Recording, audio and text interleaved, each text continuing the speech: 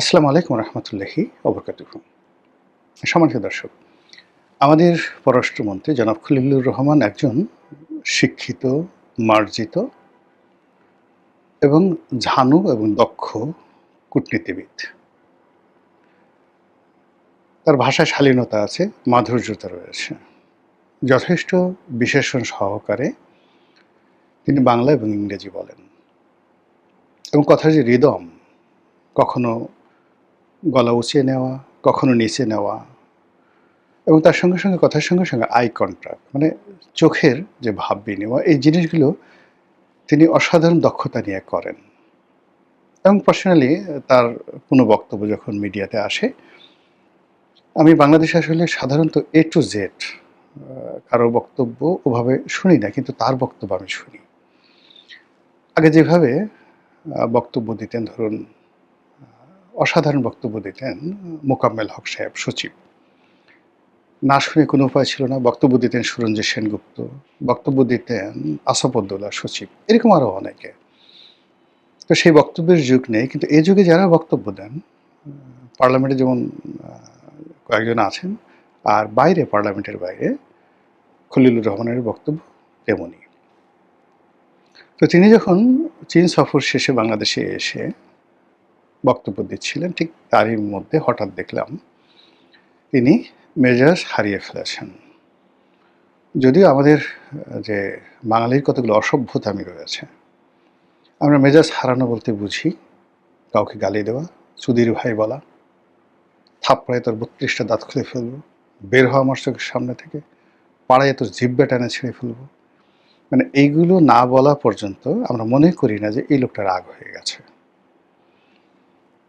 তারপর কারো গায়ে হাত দেওয়া না পর্যন্ত, যেটাকে আঞ্চলিক ভাষায় বলা হয় কানপট্টি ফাটিয়ে দেওয়া, ৩২টা দাঁত খুলে ফেলা, জিহ্বা টেনে ছিঁড়ে ফেলা, ঘাড় ধাক্কা দেওয়া, অর্ধচন্দ্র, তারপরে পশ্চাৎ দেশে লাথি মারা, এই জিনিসগুলো কারোর সাথে ফিজিক্যালি না করা পর্যন্ত সেই লোক মোটামুটি মনে করে যে তাকে অপমান করা হয়নি।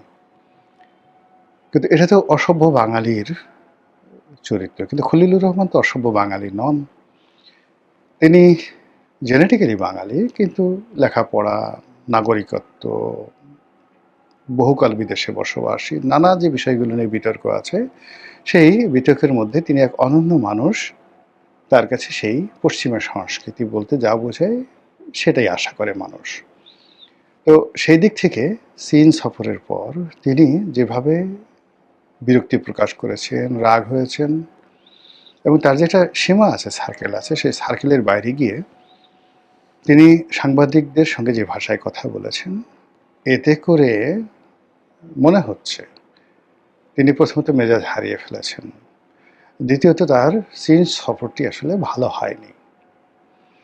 বা আমরা সচরাচর আমাদের দেশের যে অবকাঠামো, আমাদের দেশের যে অর্থনৈতিক অবস্থা, আমরা যেভাবে বিদেশ থেকে হয় পেয়ে আসি, নয় হারিয়ে আসি,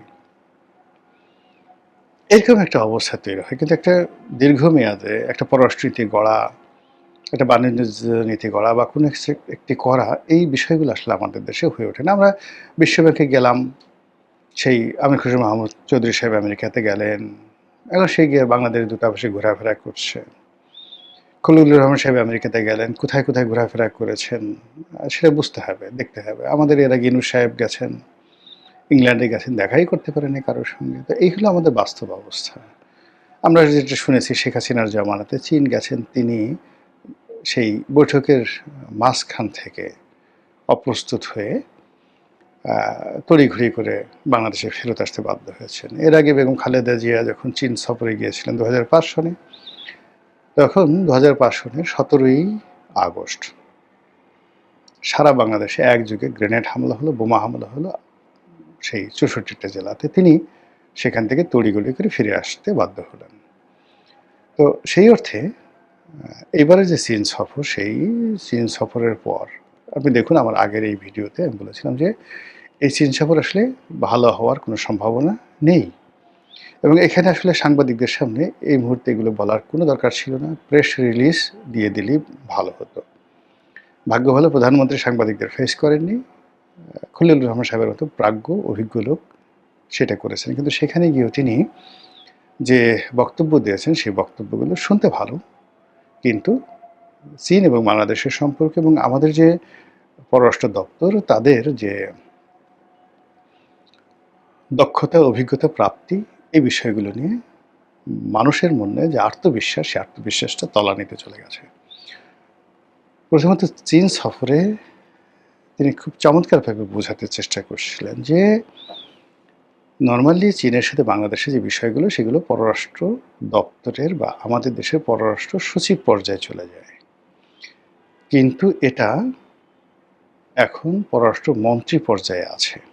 ভালো কথা, বাংলাদেশের ফাইলগুলো সচিবের দরবারে না থেকে এখন সেই ফাইলগুলো পররাষ্ট্রমন্ত্রীর দপ্তরে চলে গেছে এক ধাপ।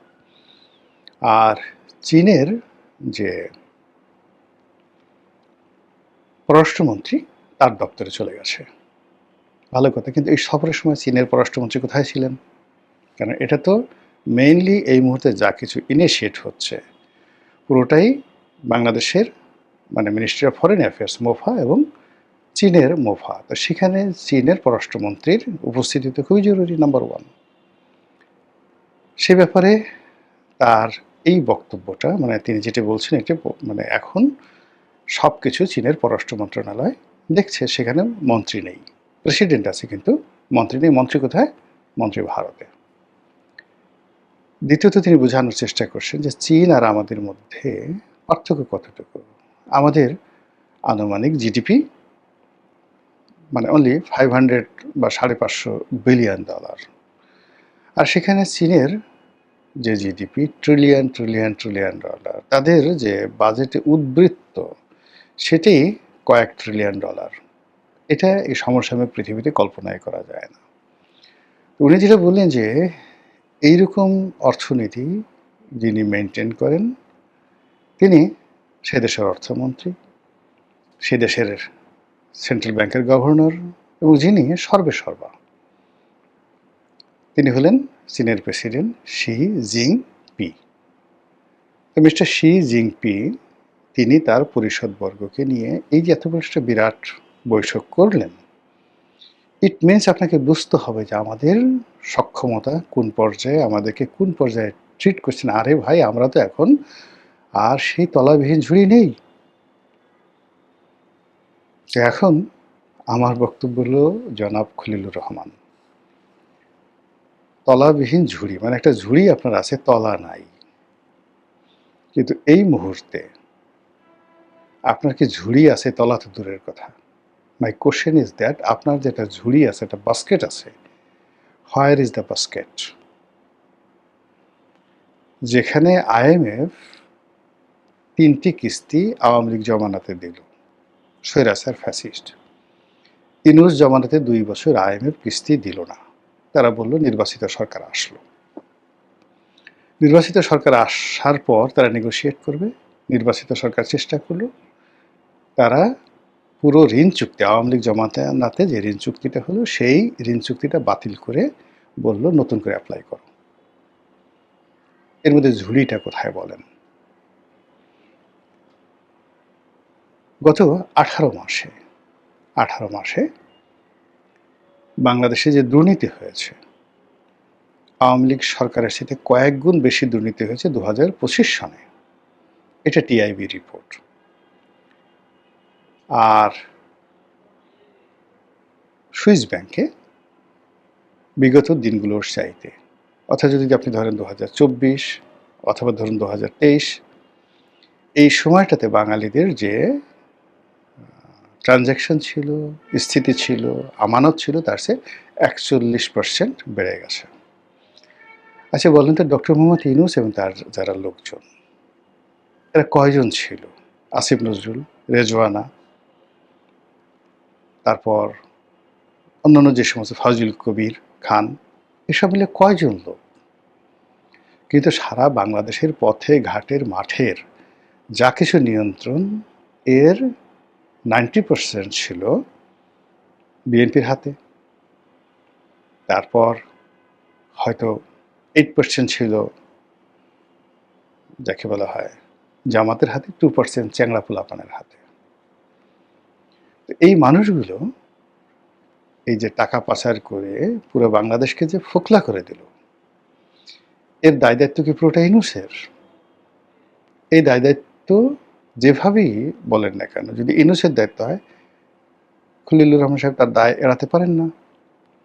যদি জামাতের হয় আর বিএনপির হয়, তাহলে তো তাকে এর জবাবদিহি করতে হবে। আর এই কারণে, এই ফোকলার কারণে যদি মেনশন করে সরকারের সক্ষমতা নিয়ে, সততা নিয়ে, অনেস্টি নিয়ে, বিশ্বব্যাংক, টিআইবি, এই যে টোটাল গ্রুপগুলো যদি এই কাজগুলো করে থাকে, তাহলে আমার যে তলাবিহীন ঝুড়ি, বটমবিহীন বাস্কেট, বটমলেস বাস্কেট, বটম আমার দরকার না, আমার ঝুড়িটা দেন আপাতত। ঝুড়িটা বটম দরকার হলে আমি কাপড় দিয়ে তৈরি করে নেব, আগে আমার ঝুড়িটা দেন। ঝুড়িটা কই? তৃতীয় উনি একটা কথা বলছেন, যে সাংবাদিকদের বলছে যে ভাই এইভাবে প্রশ্ন করেন না, আত্মসম্মানে লাগে, বোঝার চেষ্টা করেন আমরা কোথায় আছি। তারপর উনি বললেন যে এটা একটা গণতান্ত্রিক সরকার, এই গণতান্ত্রিক সরকারের যে অবস্থা, জনগণের দ্বারা নির্বাচিত সরকার, তাকে বুঝতে হবে। ভাই খলিলুর রহমান, তা তো সুন্দর করে বুঝলাম।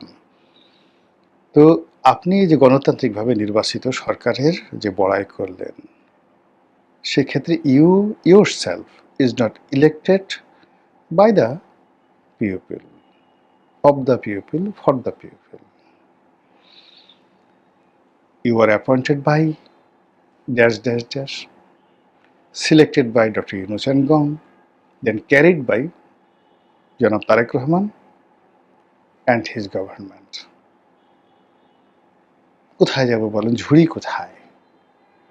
এখন ওই যে সাংবাদিক, আমাদের ওখানে যারা আমাদের দেশে সংবাদপত্রে আসে, অনেকে মালিকের পারপাস সার্ভ করে, অনেকে দলের পারপাস সার্ভ করে, ঠিক ওইভাবে ব্যাকবোনওয়ালা যারা লোকজন আছে, ওরকম লোকের সংখ্যা খুব কম। কিন্তু এই প্রশ্নটা আপনি যেভাবে কথা বলেছেন, এটা যদি নুরুল কবির সাহেবকে করতেন এই প্রশ্ন, তাহলে সে আপনাকে কি প্রশ্ন করতে আপনি কল্পনাও করতে পারতেন না। Not even out of your imagination. আমি আপনাকে বলবো যে আপনি এই চীন সফর নিয়ে একটি সাক্ষাৎকার দিন নিউ এজের সম্পাদক জনাব নুরুল কবিরকে, অথবা জনাব নুরুল কবিরের সঙ্গে একটা টেলিভিশন টক শোতে আপনি বসেন, ইভেন তার নিউ এজ একটা সাক্ষাৎকার দেন, আমরা এটা একটু দেখতে চাই। তাহলে আপনার গণতান্ত্রিক শক্তি এবং আপনি চীনে কী করে এসছেন সেটা এবং উত্তরগুলো আমরা জানতে পারব। তো এই যে জিনিসগুলো হচ্ছে, এই জিনিসগুলো হচ্ছে আপনারা যারা সরকারের এই পররাষ্ট্র মন্ত্রণালয়ে আসছেন, আপনি আছেন, হুমায়ুন কবির সাহেব আছেন, শামা ওয়ায়েদ ম্যাডাম আছেন, তিনজনই আছেন। এখন এত বড় 18 কোটি মানুষের দেশ, এর যে একটা পলিটিক্যাল ইকোনমি আছে, এর যে একটা পলিটিক্যাল স্থিতি আছে, এর যে বাস্তব কতগুলো সমস্যা আছে, এই সমস্যাগুলো কূটনীতির কোনো ভাষা দিয়ে, থিওরি দিয়ে, তারপরে অন্য কোনো মানে যাকে বলা হয় আইডিওলজি দিয়ে, মিষ্টি মিষ্টি কথা দিয়ে এটা পূর্ণ হবে না।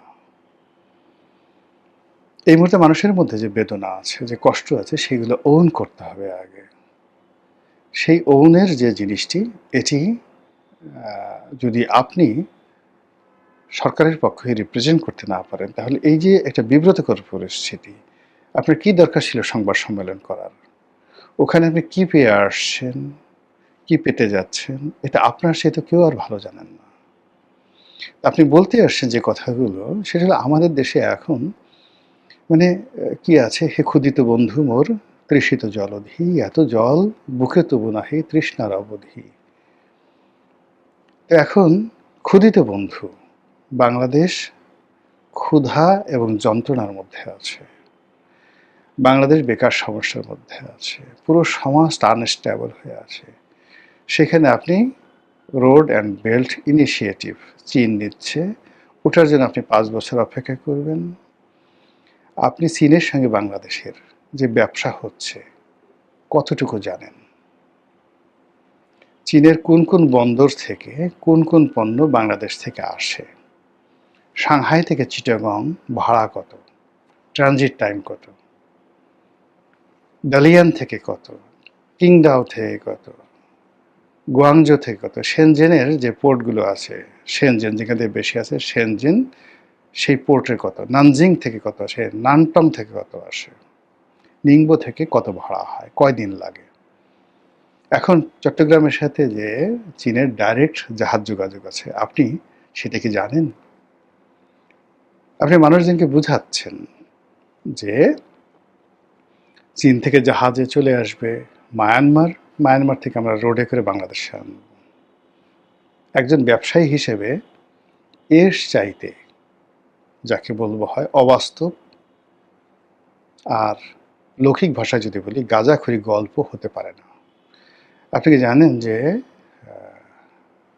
এই যে চীনের যে বন্দরগুলো থেকে জাহাজ আসে, এই আপনি মায়ানমারের যে পোর্টগুলোর কথা বললেন, আবার সেই পোর্ট এটার উচ্চারণ কে দিয়ে করতে হবে সেটাও আপনি সুন্দরভাবে বুঝিয়ে দিলেন। আচ্ছা, আপনাকে আমি প্রশ্ন করি, আচ্ছা আপনি বলেন তো ওখানে রেগুলার পার উইক কয়টা জাহাজ সেল হয়, এবং সেই জাহাজগুলো চায়নার কোন কোন বন্দর থেকে আসে, আর আমাদের পণ্যগুলো চায়নার কোন কোন বন্দর থেকে আসে। বাই রোডে আমাদের কোন কোন বন্দরে থেকে একটা ট্রাক যদি আমি আরাকান থেকে এনে চট্টগ্রাম পর্যন্ত আনি, ঢাকা পর্যন্ত, আমার ভাড়া কত লাগছে? আপনি জানেন একটা 20 ফিট কন্টেনার 20 টন মাত্র $800 ভাড়া, $800 ভাড়া সাংহাই থেকে চিটাগং পর্যন্ত, $800 ভাড়া। আর আপনি যদি মায়ানমার থেকে একটা ট্রাক 20 টন লাগবে না, মাত্র আপনি 10 টনের একটা ট্রাক যদি আপনি ভাড়া করেন চিটাগং পর্যন্ত, ঢাকা পর্যন্ত আসতে আপনার $800 বেশি খরচ যাবে। আপনাকে এই বক্তব্য কে দিতে বলেছে, কে শিখতে বলেছে? এই দেশের লোক তো এখনো চদু নেই। আমরা যারা ব্যবসা করি এই শহরে, আমরা কখনো আমেরিকার টাকা নেইনি, কখনো বিএনপির লোকদের গালাগালি খেয়ে একটা চাকরির জন্য নির্লজ্জ হয়ে বিএনপির পিছনে ঘুরিনি। আমরা সেই চাকরির, অপমানজনক চাকরির টাকা দিয়ে কোট টাইপের ঘুরিনি। এই দেশে আমার মতো মানুষ মাথার ঘাম পায়ে ফেলে চীনের প্রতিটি শহরের বন্দরে, কোরিয়া থেকে শুরু করে বাংলাদেশের যেখানে যেখানে ইম্পোর্ট আছে, বাংলাদেশের যেখানে যেখানে এক্সপোর্ট আছে, এরকম অন্ততপক্ষে কয়েক লাখ শিক্ষিত মানুষ আছে যারা সমস্ত ট্রেড অ্যান্ড কমার্স মুখস্থ। কত ভাড়া, কত কস্টিং, কত কি এভরিথিং টু দি পয়েন্ট। একটা সেন্ট মানে ডলারের যে 100 ভাগের 1 ভাগ, সেই একটা সেন্টের হিসাব ও আমাদের মুখস্থ। তো আমাদেরকে যদি বলা হয় যে মায়ানমার হয়ে যে রাস্তা যাচ্ছে, সেই রাস্তা দিয়ে আমরা মাল আনবো কুনমিং হয়ে, এটা আপনি বুঝাইতেও পারবেন টিডিক্কার বাবাকে, গ্রামের একজন অর্ধোন্মাদ পাগলা কিসিমের মানুষ টিডিক্কা। সারাদিন সে তার ছেলেকে নিয়ে ব্যস্ত থাকে, লেখাপড়া কিচ্ছু জানে না। টিডিক্কার বাবাকে যদি বলেন সে একটু পাশা চুলকাবে, একটু অন্ডকোষের নিচে হাত দিবে, আর আপনার এই কথা শুনে বলবে হ্যাঁ কথা বটে, জ্ঞানী বটে, লেখাপড়া জানে বটে।